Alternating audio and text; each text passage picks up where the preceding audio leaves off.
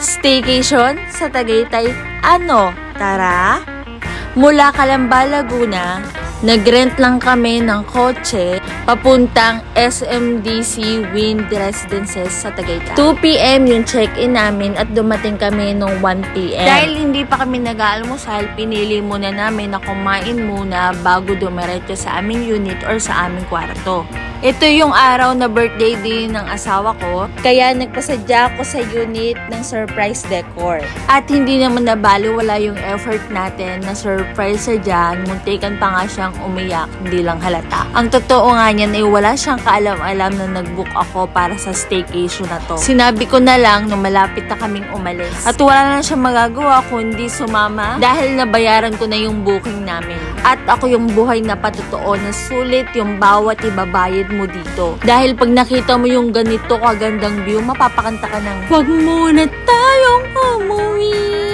Hahaha, sana pala hindi na lang ako kumanta. Thank you pala sa Ellie Staycation Tagaytay sa pag-assist sa akin para mabook ko yung room na to. Sa mga nagnanais dyan na mag-staycation din dito sa Tagaytay, maaari nyo po silang i-message dito sa kanilang FB page.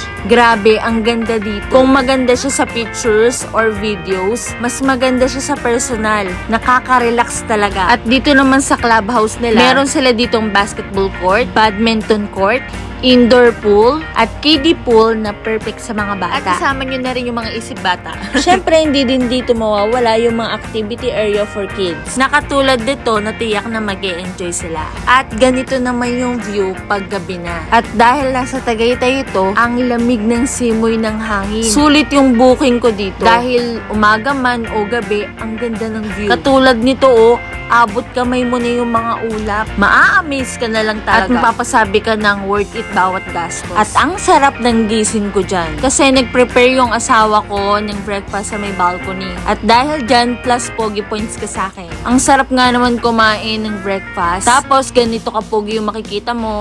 Yung magandang view pala. Tapos sabayan ng simpleng kwentuhan ng mga plano niyo sa buhay. Kaya ikaw, sa'yo na to para mag-asawa ka na. O siya, kung gusto niyo ulit ng ganitong video, madali lang naman ako kausap. Sponsoran niyo ako. Goodbye!